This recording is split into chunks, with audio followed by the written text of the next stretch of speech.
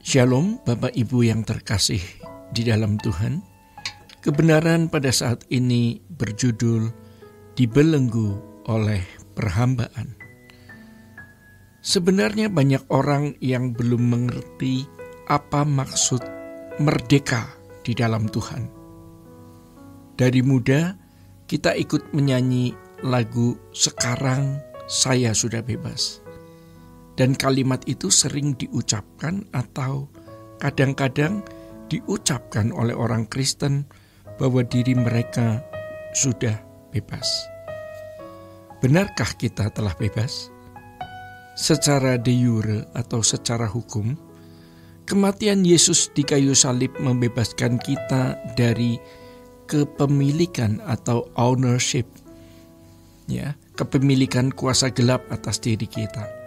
Tetapi apakah secara de facto, secara kenyataan kita benar-benar telah terbebas dari kuasa gelap dan dimiliki Tuhan? Itu tergantung masing-masing individu, yaitu apakah seseorang memberi diri untuk dimiliki Tuhan, dikuasai, dicengkeram oleh Tuhan, atau memberi diri atau membiarkan diri dimiliki oleh kuasa kegelapan. Orang-orang yang masih hidup di dalam kesenangan diri sendiri, di dalam kepuasan diri sendiri, dalam kebencian, dendam, dosa, kenajisan, percabulan, ketidakjujuran, adalah orang-orang yang masih dimiliki kuasa gelap. Secara de facto, dia memberi diri dikuasai kuasa gelap. Itulah sebabnya firman Tuhan jelas mengatakan, dan ini tidak bisa terbantahkan, karena itu berdirilah teguh dan jangan mau lagi dikenakan kuk perhambaan. Galatia 5 ayat 1. Jangan lagi dibelenggu oleh perhambaan, artinya menghamba kepada keinginan-keinginan diri sendiri, nafsu-nafsu diri sendiri. Ini berarti ada dalam belenggu kuasa gelap. Mari kita dengan rela memberi diri untuk dibelenggu atau dikuasai oleh Tuhan. Bagaimana hal itu bisa terjadi atau berlangsung dalam hidup kita? Firman Tuhan di dalam Kolose 3 ayat 3 mengatakan, "Sebab kamu telah mati, dan hidupmu tersembunyi bersama dengan Kristus di dalam Allah." Kematian terhadap diri sendiri adalah jalan untuk dimiliki Tuhan. Kematian dari kesenangan, kepuasan diri sendiri, kematian dari daging kita, kematian terhadap daging kita adalah jalan untuk hidup dalam Tuhan. Oleh sebab itu, perhatikan ayat sebelumnya, carilah perkara yang di atas, di mana Kristus ada, duduk di sebelah kanan Allah. Pikirkanlah perkara-perkara yang di atas, bukan yang di bumi. Inilah yang Tuhan ajarkan kepada kita. Kita harus menempatkan hati dan pikiran kita di kerajaan Tuhan. Kita sudah mati bagi dunia. Kita menutup pintu terhadap kesenangan dunia, terhadap hiburan dunia, dan kebanggaan-kebanggaan dunia. Dan kita merasa bahwa kita sudah ada di dalam surga.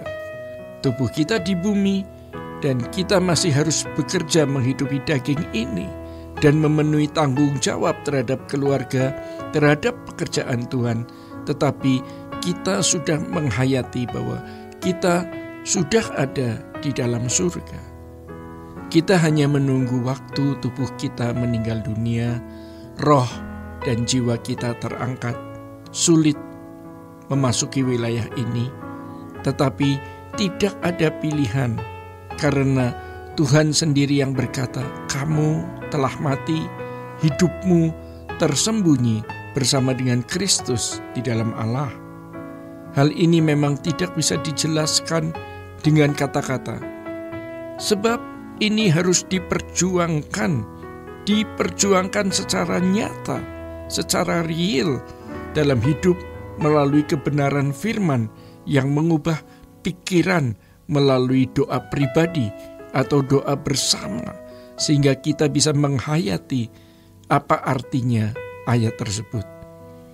Ketika kita bisa menghayati kematian daging atau manusia lama kita, kematian dari dunia, kematian terhadap dunia, dan hidup bagi Allah, baru kita bisa mengatakan, tiada yang kuharap lagi, apapun di bumi ini. Tiada yang kunanti lagi, apapun di bumi ini. Betapa anehnya kehidupan seperti ini. Betapa tidak wajarnya kehidupan seperti ini. Tetapi inilah kehidupan Kristiani yang benar. Menjalani hidup seperti ini bukan berarti kita jadi nyentrik. Kita masih berpenampilan wajar. Tentu kita harus bekerja mencari nafkah, memenuhi kebutuhan hidup dan keluarga kita atau orang-orang yang menjadi tanggung jawab kita. Tentu kita masih bisa menikmati manisnya gula, lezatnya makanan, masih bisa menikmati segarnya buah. Tapi hati kita tidak terikat sama sekali. Kita bisa naik mobil pribadi, bisa naik kendaraan umum, tetapi orang yang hatinya benar-benar telah ditaruh di dalam kerajaan surga adalah orang yang pasti dipelihara Tuhan secara istimewa. Kita akan mendapat perlakuan Tuhan istimewa.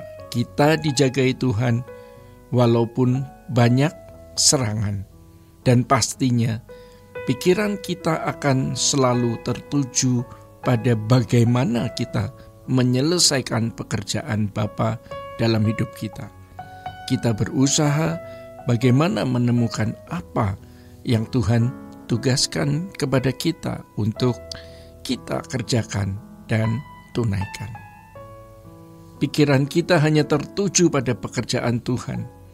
Kita hanya mengurusi pekerjaan Tuhan. Tapi Tuhan mengurusi kita. Tuhan mengurusi orang-orang yang kita kasihi dan melindungi mereka. Ini pilihan. Mungkin banyak di antara kita belum sampai pada tingkat ini. Memang hal ini tidak bisa dimengerti hanya dengan pikiran ketika kita mendengar penjelasan ini. Kita harus menjalani, baru kita bisa menghayati. Selamat belajar. Bapak Ibu yang terkasih di dalam Tuhan, demikian kebenaran pada saat ini. Tuhan Yesus memberkati. Sola Gracia.